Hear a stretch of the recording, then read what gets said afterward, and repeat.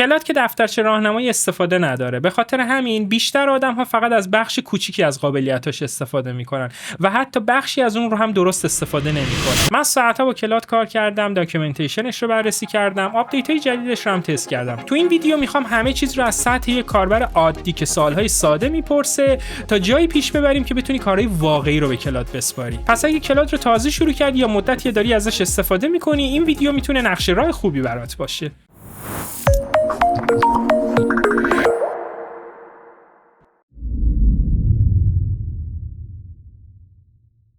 اول از همه فقط سوال نپرس. ببینید شما با هر AI که دارید کار میکنید، حالا تو این ویدیو ما روی کلاد داریم کار میکنیم، ولی این واسه هر LLMی دقیقا صادق هستش. شما اگه میخواید بهترین جواب رو از مدل زبانیتون بگیرید، باید کانتکست کافی هم در اختیارش قرار بدید. مثال بزنم واسهتون.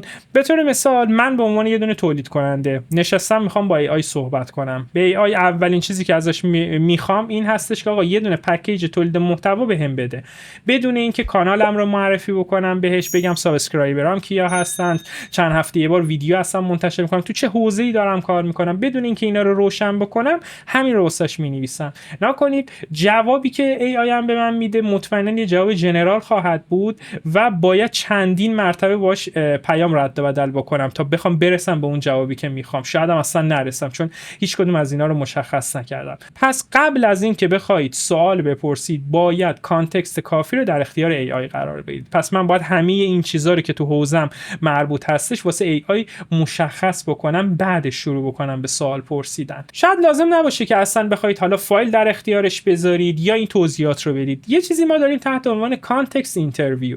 یعنی چی؟ یعنی این که آقا تو به AI بگو از همون اول کار من میخوام چنین خواسته ازت دارم، فقط قبلش هر چیزی که مورد احتیاجت هستش تا به دانشت اضافه بکنی در مورد من بدونی تا بهترین جواب رو بهم بدی ازم بپرس. خب اینجوری باعث میشه که AI قبل اینکه بخواد اون پاسخ نهایی رو بهتون بده شروع کنه به سوال پرسیدن ازتون. سوالات رو میپرسه ازتون و کانتکستی که میخواد رو فراهم میکنه. بعد اینکه کانتکست رو فراهم کرده شروع میکنه به اون جوابی که مورد نیاز هست به شما بده. پس حواستون باشه قبل از اینکه بخواید سوال بپرسید باید کانتکست رو در اختیار AI قرار بدید. حالا بریم سر وقت کلاد. یه چیزی که خیلی مهم هستش، محیط کلاد رو هم دارید میبینید دیگه. شاید شما دارید با چت جی پی تی کار میکنید، این بار اولی هست که کلاد رو دارید میبینید و حالا میخواید موو بکنید بیاید سمت کلاد. خب تو هر LLMی که دارید کار میکنید باید مموریتون رو انتقال بدید به حالا کلاد تا نخواهید حالا اون شناختی که AI ازتون پیدا کرده رو اینجا دوباره بهش برسید دیگه. خب واسه این کار باید ما چیکار بکنیم؟ توی محیط کلاد بریم گوشه سمت چپ پایین روی اسمتون بزنید، برید توی ستینگ که رفتید برید توی قسمت مموری. این توضیح هم بدم، قبلا این مموری توی کپابیلیتیز بودش، الان آوردی یه سکشن جدا تحت عنوان مموری قرار داده. ممکنه بعدا هم این مموری رو حالا جابجا بکنه. حواستون باشه که هی داره تغییر میکنه دیگه. من اینجا یه دونه استارت ایمپورت میزنم، یه پرامپتی واسه من داره. آقا این پرامپت رو کپی کنید، برید تو هر AI که باهاش کار کردید مثل چت جی پی تی فلان، حالا جمینای، نمیدونم کوپایلت، هر جایی که توش کار کردید و الان میخواید بیاید سمت کلاد، این پرامپت رو اونجا کپی بکنید، جوابی که میگیرید رو بیایید اینجا پیست بکنید. پیست که کردید اد تو مموری بزنید. اد تو مموری میزنید چه اتفاقی میفته؟ کل حافظه‌ای که اون AI ازتون داره منتقل میشه به کلاد و وقتی شما شروع میکنید به صحبت کردن همون بینشی که AI قبلی از شما داشته دقیقاً کلاد هم به همون بینش میرسه دیگه. پس این نکته رو حواستون باشه. پرامپت خوب کافی نیستش، باید با AI همکاری بکنید.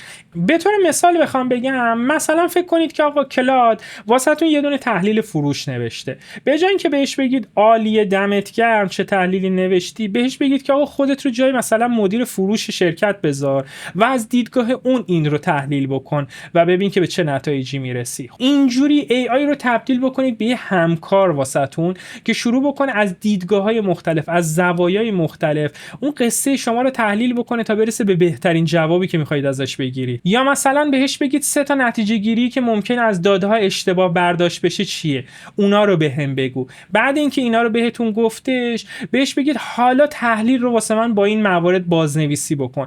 ببینید اینجا AI تبدیل میشه به همکار شما، نه به یک انسر ماشین. این خیلی مهم هستش که چجوری از AI استفاده بکنید، مخصوصا از کلاد. پس تا اینجای کار فهمیدیم که آقا چجوری با کلاد بخوایم صحبت بکنیم، کانتکست چی هستش، چجوری هم مموری رو انتقال بدیم. حالا بریم سر وقت کلاد یه ذره با کلاد بیشتر آشنا بشیم، ببینیم که کلاد اصلا چی داره واسمون. خب این وسط که دقیقاً چت سکشنمون هستش، میتونیم مدل رو انتخاب بکنیم و بین چت و کوورک بخوایم سویچ بکنیم. کوورک هم بهتون توضیح میدم. این سمت چپ که دارید سایت پنل رو میبینید، منوی پروژه و کد هستش، لیست پروژه هامون رو آورده. این سکشن لیست تمام چت هایی هستش که ما داریم باهاش انجام میدیم و این پایین هم که بحث ستینگ و موارد تنظیماتش هستش. بیایم اینجا، من اگه بخوام آپگریدش بکنم، الان من دارم با نسخه فری، این پایینم دارید میبینید که استفاده میکنم از کلاد. اگه بخواید آپگریدش بکنید روی گزینه آپگرید بزنید. روی گزینه آپگرید که میزنید خب 3 تا نسخه واسهتون میاره. توی نسخه ایندیویدوالش، نسخه تیم اند انترپرایز هم داره که کاری باش نداریم. یه نسخه فری داره که میذاره از تقریبا همه چیز کلاد به غیر از کوورک و کلاد کد استفاده بکنید به صورت محدود. خب یعنی در حد توکن خاص دارید دیگه. تقریبا اینم بهتون بگم که شاید مثلا 10 تا پیام بدید یه دفعه محدودتون میکنه، میگه برو 5 ساعت دیگه بیادش. پس واسه کسی که بخواد تازه شروع بکنه با کلاد کار کردن، کار محدودم داشته باشه، نسخه فری واسش مناسب هستش. بعد ما نسخه پرو رو داریم. خب کیا باید آپگرید بکنن به نسخه پرو؟ اونایی که میخوان از کلاد کد استفاده بکنن یا از کوورک میخوان استفاده بکنن، یا این که میخوان توکنای بیشتری داشته باشن، این که بتونن حجم پیام‌های بیشتری رو با AI رد و بدل بکنن دیگه. اونا باید برن سر وقت مدل پرو. خب توی مدل پرو دیگه، این مدل پرو مجانی نیستش دیگه، باید هزینه بدید. هزینه‌اش چقدر هست؟ ماهی $20 یا هم ماهی 15 یوروه که الان به نرخ روز که حالا دلار 200 تومن هستش تقریبا ماهی 4 میلیون در میادش. و این رو هم باید با سایت‌های واسط که توی اینترنت هستن، نمیدونم مثل ایرانی کارت، سایتایی که مثلا کار پرداخت هوش مصنوعی انجام میدن، برید اونجا و اکانتتون رو در اختیارشون بذارید و اونا شارژ میکنن اکانتتون رو. بعد که شارژ کردن دیگه میتونید از نسخه پرو استفاده بکنید. فقط حواستون باشه یه این چند وقته خیلی شروع میکنه اکانتای پرو رو بند کردن، حتی از اکانت فری کلا.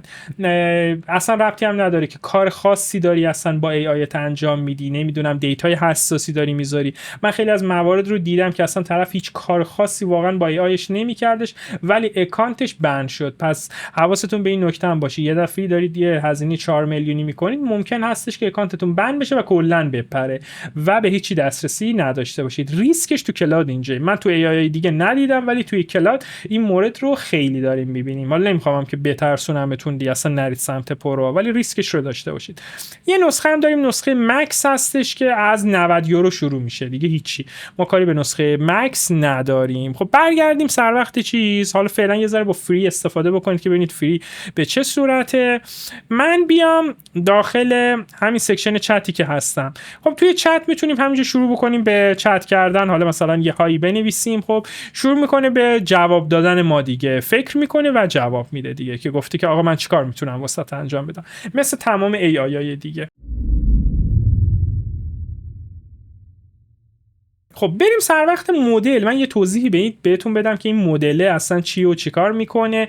ما مدل‌های مختلفی داریم. خب 4 تا مدل داریم که 2 تاش تو نسخه پرو هستن، نسخه فری دسترسی بهشون ندارن، مدل اوپوس و فیبل 5 و بحث مدل سانت و هایکو در دسترس هستن. هایکو مدل اون چی بهش میگن، خیلی ضعیف‌ترین مدلش هستش، توصیه نمی‌کنم از هایکو استفاده بکنید. کلا مدل سانتش خوبه. حتی اگه نسخه پرو هم دارید، واسه کارهایی که میخواید مثلا دیلی روتین انجام بدید، سوال جواب بکنید، از مدل سانت استفاده بکنید. چرا میگم از این مدل سانت استفاده بکنید؟ چون نگاه کنید مدل سانت توکن کمتری میسوزونه. خب وقتی که شما دارید مثلا از مدل‌های بالاتر استفاده میکنید، حتی تو نسخه پرو باشید، خب بر حسب اون میزان حجم مصرفتون هستش که میگه که آقا برو چند ساعت دیگه بیا. این اتفاقات تو مدل پرو هم میفته. فکر نکنید که مثلا اگه اکانت پرو بگیرید این اتفاق واسهتون نمیفته. نه، اگه میخواید واقعا مثلا کارهای در حد مثلا کوورک و حالا کلاد انجام بدید، برید سر وقت مدل اوپوس. اگه میخواید واقعا خیلی پیچیده انجام بدید، برید مثلا دیگه سمت فیبل. ولی میخواید در حد سوال و جوابای سبک باشه، خب از مدل سانت استفاده بکنید، حتی اگر اکانت پرو دارید. خب مدل سانت رو انتخاب میکنیم که همین روی سانت هم هستش. بعد میریم سر وقت افرتش. آقا افرتش چیه؟ میزان وقتی که میذاره فکر بکنه روی اون جوابی که میخواد بهتون بده. ببینید این لزومی نداره که شما حتما روی های بذارید بخواد زیاد فکر بکنه. بازم این توکن بیشتری میسوزونه. اگه میخواید یه دونه سوال مثلا در حد معمولی ازش بپرسید، اصلا روی همون لو بخواید بذارید، حتی مدیوم هم بهتون پیشنهاد نمی‌کنم. چون نکنید اون یه حالت سینکینگ داره اینجا که مثلا شروع میکنه به فکر کردن، یه چیزی ازش میپرسید. اگه این رو روی حالت بالا مثل مدیوم و های بذارید، این زیاد طول میکشه. مثلا یه دفعه میبینی 1 دقیقه داره فکر میکنه، 2 دقیقه داره فکر میکنه، همه چیز رو میره بررسی میکنه. اونجا هستش که داره توکن زیادی میسوزونه دیگه. من خیلی‌ها رو دیدم که مثلا میرن از این جارویس مثلا توکن میخرن، یا مثلا جایی که مثلا میادش بهشون API وصل میکنه که بخواد مثلا توکن بده. خب میبینن که اینا مثلا رفته مثلا 4 میلیون در حد 4 میلیون 3 میلیون اینا توکن خریده، در حد مثلا 4 ساعت تموم شده. چرا؟ چون مثلا کاری که انجام داده روی مثلا مدلای مثلا فیبل گذاشته، مثلا اینم گذاشته روی های. خب این معلومه مثلا توکن زیادی میسوزونه دیگه، طرف مثلا سریع اکانتش تموم میشه. پس حواستون باید به این موارد باشه دیگه که من این رو روی چی انتخاب بکنم.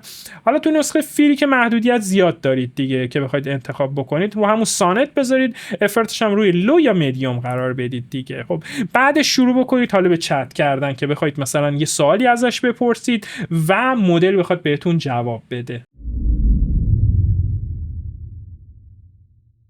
حالا بریم سر وقت معرفی یکی از قابلیت‌های مهم کلاد به نام پراجکتس. پراجکتس چی کار میکنه و چه مزیتایی داره؟ ببینید اینجا ما یه چیزی داریم تحت عنوان پراجکتس. من روی پراجکتس بزنم، اینجا میتونید پروژه های جدیدی تعریف کنید. این پروژه ها شامل چیا میشن؟ ببینید شما میتونید کارهاتون رو طبقه بندی بکنید. مثلا واسه کارهای شخصیتون یه دونه پروژه تعریف کنید، واسه کار مثلا تولید محتواتون یه پروژه دیگه بخواید تعریف کنید، واسه سر کاری که حتی مثلا کار شخصی که مثلا بیرون دارید انجام میدید یه پروژه تعریف کنید. و کانتکست های هر پروژه میتونه مجزا از پروژه دیگه ای باشه. مثلا من توی وقتی پراجکت پرسونال میرم، خب اینجا شروع میکنم کانتکست هایی بهش میدم که مربوط به زندگی شخصی خودم هستش. خب میام مثلا برنامه کاریم رو بهش میدم، میام در مورد خودم باش صحبت میکنم، خب و ازش میخوام که اینجا مثلا با شوخ طبعی بهم جواب بده. ولی وقتی من توی یه دونه پروژه‌ای هستم، برم توی پروژه مثلا پروژه یوتیوبم، اینجا ازش میخوام که آقا با یک زاویه دیدی یک تحلیلگر قضیه رو نگاه کن. خب و اینجا بهش کانتکست هایی که در اختیارش میذارم، مثلا میرم در مورد کانال یوتیوب هم میام بهش توضیح میدم. خب و اینا مجزای من توی پروژه پرسونال خودم فقط چیزای شخصی رو دارم و هیچ کاری مثلا به بحثای یوتیوب هم ندارم، به پروژه یوتیوب هم. وقتی که میام توی یوتیوب هم کلا میتونم مثلا لحنش رو عوض بکنم، اینستراکتش بکنم که آقا بیا اینجوری بهم جواب بده، کانتکست ها اینا هستن. و حتی مثلا شما فکر کنید یه کاری توی سر کارتون پیش میاد، سری میرید واسش پروژه تعریف کنید و کانتکست هم اونجا قرار میدید. خب این مزیت خیلی بزرگی داره، باعث میشه که قشنگ مرزبندی بین پروژه هاتون تعریف بشه و قراقاتی نخواد بشه دیگه، همه چیز با هم دیگه. بعد وقتی که پروژه‌تون هم که انتخاب کردید، خب پس گفتیم تو این پروژه اینجا میتونید یه نیو پروژکت بزنید، اسم پروژه‌تون هم بذارید. مثلا من اسم پروژه‌ام رو میذارم به طور مثال آقا مثلا تحلیل داده. خب مثلا یه پروژه تحلیل داده دارم. خب بعد اینو کرییت پروژکت میکنم. کرییت پروژکت کردم، توی اینستراکشنش به علاوه میزنم اینجا بهش میگم که آقا مثلا از زاویه دید مثلا یه دونه تحلیلگر به این قضیه نگاه کن و همه مواردی که مربوط به اینستراکشن هستش بهش میگم. مثلا میگم هر چیزی که من بهت گفتم قبل شروع کن این 10 تا سوال رو ازم بپرس. خب اینا رو کامل بهش توضیح میدم. بعد هر کانتکستی که دارم، فایلام رو مثلا یه فایل اکسلی دارم، فایل تو گوگل درایو دارم، اینا رو میام میریزم تو این کانتکست. پی دی افی دارم، نمیدونم فلانه، میارم میذارم تو این کانتکست قرار میدم. میبینید آپلود میتونید بکنید یا تکست کانتکت بکنید دیگه. بعد که اینا کردم شروع کنم به چت کردن تو اینجا. وقتی که چت میکنم چتام هم دقیقاً جدا هستش. خب و چتا اینجا نمیادش، خب به هم ریخته نیستش. یه مزیت بزرگ دیگه ای هم که داره، ببینید اینجا مثلا چتاتون همینجوری به دونه دونه مثلا پشت سر هم اومده. اینجا دیگه مثلا تو پروژه تحلیل داده دارم میبینم چیا هستم، مثلا پروژه پرسونالم برم دارم میبینم چتام رو پشت سر هم میبینم. خب پس این یکی دیگه از مزیت‌های بزرگش هستش که میتونه واقعا کمک کننده باشه توی کار. حالا بعد از این که فهمیدیم پروژه چیه، بریم سر وقت کانکتورها. یکی دیگه از چیزای جذاب کلاد بحث کانکتورها هستش که آقا کلاد رو میتونیم به همه چیز وصل بکنیم. یعنی چی به همه چی وصل بکنیم؟ من بیام این پایین توی ستینگ برم، خب برم توی ستینگ، برم توی قسمت کانکتور.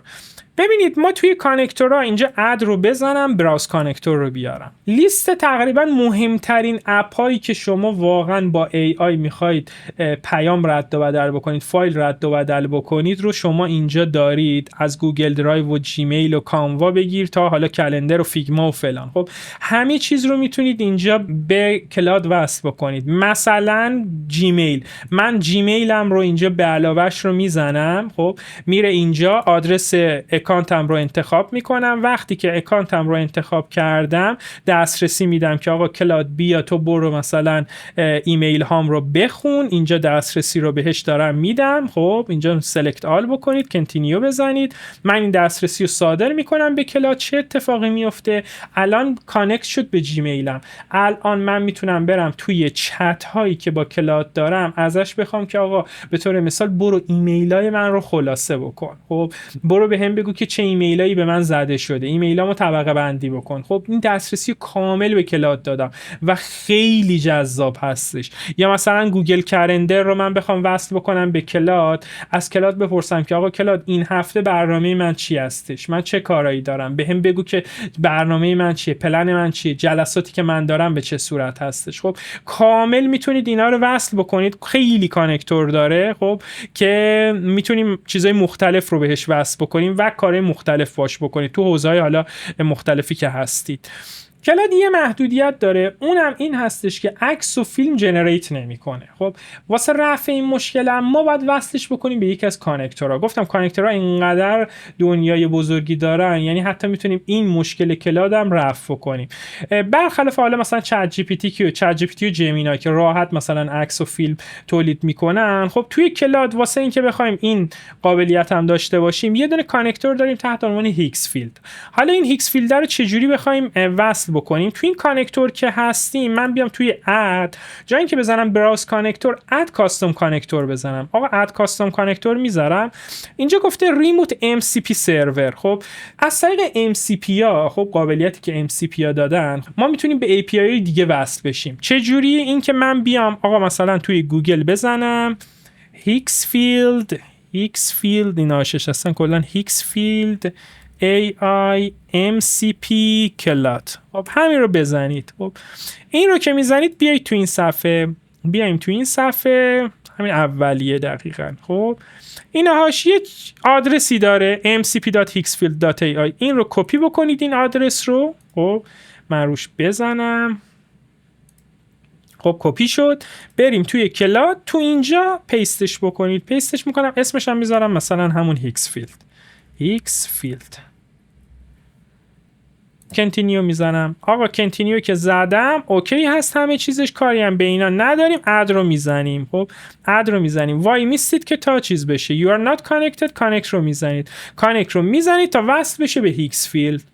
وایسیم تا کانکت بشه. خب میبرتمون توی صفحه هیکس فیلد. توی صفحه هیکس فیلد باید یه دونه اکانت بسازید. خب من حالا چون اکانت دارم ساین اپ بکنید یا چیز بکنید. من با گوگل میسازم. خب من برم سر وقتش اکانت گوگلم رو انتخاب بکنم. خب اکانتمون رو ساختیم، الو رو میدیم. خب الو رو که دادیم آقا همین نسخه فریش اوکی هستش. خب اسکیپ and proceed to MCP تو فریش میذاره عکس درست بکنید. خب بله وصل کردیم به هیکس فیلد. خب الان دیگه وصله. حالا بریم سر وقت چتمون. بریم توی چتمون. من ازش میخوام که آقا مثلا یه عکس از رولز رویس مثلا در خیابان‌های تهران با استفاده از مثلا بهش بگم که آقا هیکس فیلد بکش برام. خب اینو بهش بگیم.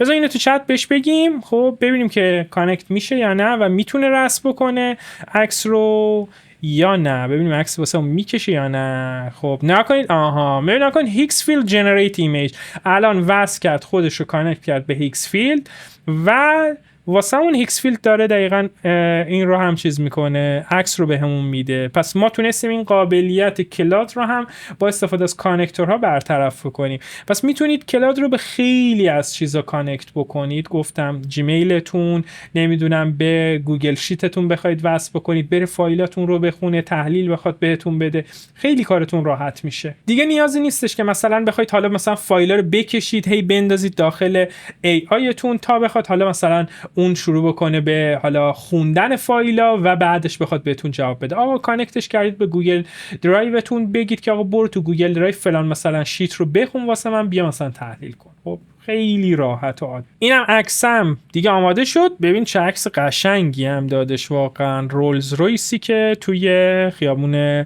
آزادی هستش. خب کامل چیز کردش. اومد نخل و اینام جنریت کرد واسمون دیگه. گفته که حتی می‌خواد زاویه دید دیگه هم بدی، بگو که مثلا اینو انجام بدن. خب پس اینم ما تونستیم با کانکتورام کار بکنیم و اون چیزی که می‌خوایم رو بهش برسیم دیگه. خب بعد اینکه من کانکتورها رو هم بهتون گفتم، پروژکتم که مفهومش رو فهمیدیم، بریم سر وقت یکی از جذاب‌ترین قسمت‌های کلاد تحت عنوان اسکیلز. ببینید اسکیلز به چه کاری میادش. نگاه کنید کارهای روتینی که ما داریم انجام میدیم. مثلا من کار تحلیل داده دارم میکنم، خب با کلاد شروع میکنم به پرامپت کردن با کلاد که بهش میگم که آقا این فایل رو که گرفتی شروع کن مثلا دیتا کلینینگ انجام بده، برو مثلا مرتبش بکن، پاکسازیش بکن، بعد فایل رو به من برمیگردونه، من رو چند تا ادیت میذارم که حالا این کارا رو بکن، حالا بعد اینکه این مثلا پاکسازی دادات انجام دادی برو مثلا واسه من جدول طراحی بکن، پای چارت بهم بده، نمیدونم بار چارت بهم بده، در نتیجه حالا برو یه تحلیلی هم روش بذار. من این کارو کردم. فکر کنید این کار رو من میخوام تو شرکت هفته یک بار انجام بدم. خب کافیه که به کلاد بگم که آقا از این روند پرامپتایی که من بهت گفتم خب یه دونه اسکیلز واسه من بساز. خب به طور مثال همینجا که گفتم که آقا یه عکس از رولز رویس در خیابان‌های تهران با استفاده از هیکس فیلد برام بکش. خب من بهش بگم که آقا این پرامپت رولز رویس رو واسم به عنوان یک اسکیلز ثبت کن. بذار اینو بهش بگیم. خب ببینیم که چیکار میکنه. اینو به عنوان یه دونه اسکیل ثبت میکنی یا نه. نکنید لودینگ اسکیل کرییتور. خب نکنید که الان لود میکنه، کرییت میکنه دقیقاً و داریم قشنگ میبینیم دیگه این روند. و مثلا آقا همین که آقا من هر سری این اسکیل رو گفتم بیاد واسه من یه دونه عکس رولز رویس مثلا تو تهران چیز بکنه، کرییت بکنه دیگه. خب بله وای میستیم یه ذره طول میکشه دیگه، بنده خدا با حساسیت کارش رو انجام میده. خب حالا ثبتش کرد. ببین این قصه این که رولز رویس تو تهران به من بده رو خب اومدش به عنوان یه دونه اسکیل سیف کرد. خب و حالا اسمم واسش گذاشتش رولز رویس تهران. خب که من میتونم آقا مثلا سیو اسکیلش بکنم. خب کاملا اومده گفته که آقا چیا جنریت میکنم، با چه مدلی، پرامپتش چی هستش، ورییشناش که گفته تهش انتهای کار گفته بود و همه رو اومده گفته. خب بعد حتی میتونیم آپدیت هم بکنیم اون اسکیل رو. چجوری میتونیم بهش دسترسی داشته باشیم؟ ببینید ایناشش من اسلش رو بزنم. خب بعد برم سر وقت ایناش لیست دقیقاً اسکیلام آوردش، ایناش رولز رویس تهران. خب این رو فراخوانی بکنم. خب همون اسکیل رو واسه من دقیقاً همون کارهایی که اونجا ثبت کردیم رو دوباره واسه من تکرار میکنه. خب پس راحت میتونیم به این لیست اسکیلام دسترسی داشته باشیم. این اسکیلا کجا هستن؟ من بیام توی ستینگ، توی ستینگ این گزینه اسکیلز رو داریم. اینجا کل قصه اسکیلام هستش. خب واسه چیزای مختلف من میتونم اسکیل تعریف بکنم که آقا مثلا واسه بحث تحلیل دادم یه دونه اسکیل تعریف بکنم. نمیدونم کارهایی که مثلا روتین دارید انجام میدید رو تعریف بکنید تحت عنوان اسکیل دیگه و راحت میتونید فراخوانیش بکنید. پس اینم یکی دیگه از شاهکارهایی که کلاد واسهتون داره که میتونید کارتون رو راحت بکنه دیگه. یکی دیگه از چیزایی که میخوام تعریف بکنم بحث کوورک هستش. خب کوورک حالا باید توی نسخه ما حالا اینجا بزنم واسه من چیزی نمیاره.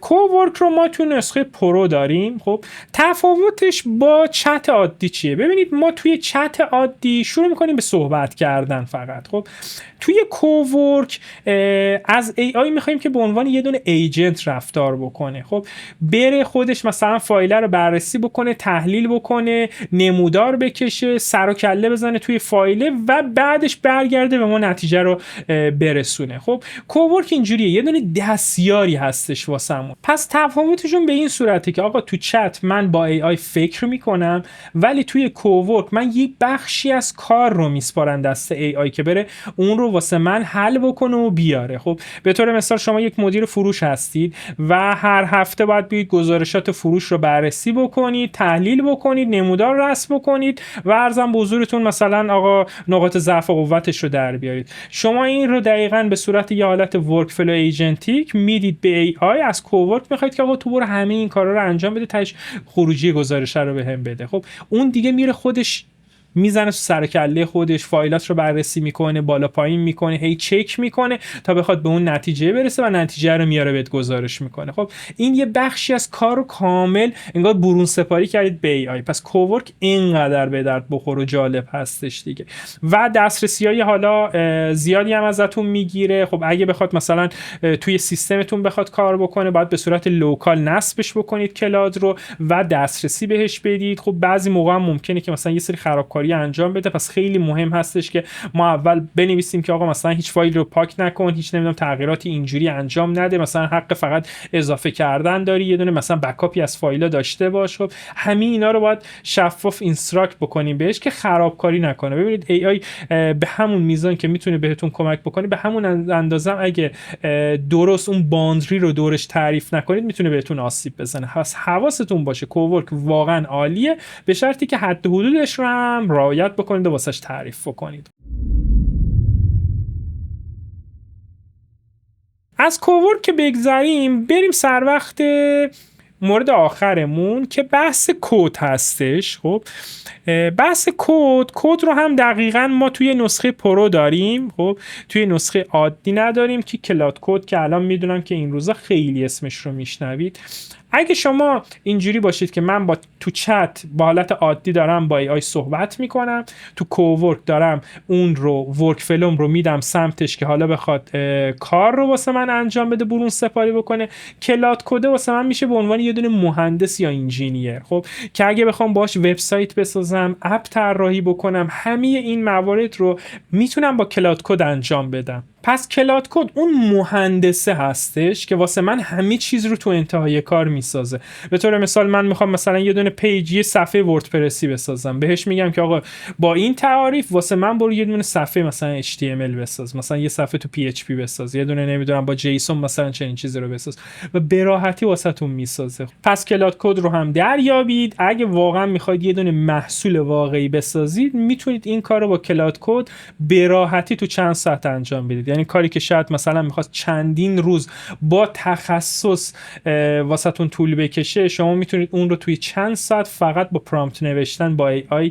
با کلاد کد اون رو به ظهور برسونید. پس اگه بخوام مسیر یادگیری کلاد رو واسهتون خلاصه بکنم، این که تو مرحله اول ما چت رو داریم، توی چت ما فهمیدیم که کانتکست چی هستش، توی کانتکست ها ما با یه مفهوم تحت عنوان کانتکست اینترویو ما فهمیدیم که چیه. بعد اومدیم پراجکت رو تعریف کردیم، توی پراجکت ها اومدیم اسکیل رو گفتیم که اسکیل چی کار میتونه واسمون بکنه. بعد اسکیل اومدیم کانکتورها رو معرفی کردیم که چجوری میتونیم به کانکتورهای مختلف وصل بشیم.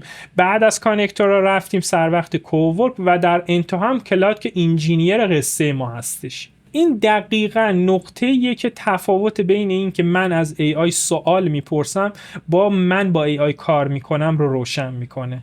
پس اگه بخوایم یه جمع‌بندی داشته باشیم، اول کار نیاز نیستش یه جامپی بزنید برید سر وقت کلاد کد یا کوورک بخواید باش کار بکنید. میتونید با همون کانکتورهایی که داریم، با همون اسکیلز و پروژکت هایی که داریم، شما واقعا به صورت حرفه‌ای از کلاد استفاده بکنید. توی شرایط خاص که واقعا میخواید پروداکت بسازید، میخواید واقعا یه کار AI ایجنتیک بکنید، برید نسخه پرو رو تهیه بکنید و سمت کوورک و کلاد کد برید. و در انتها این نکته رو بگم که اگه بتونید درست از کلاد استفاده بکنید، دیگه کلاد واسهتون یک AI معمولی نیستش، یه چت بات نیستش، واسهتون تبدیل میشه به بخشی از شما که داره کارهاتون رو انجام میده. مرسی که تو این ویدیو همراه من بودید.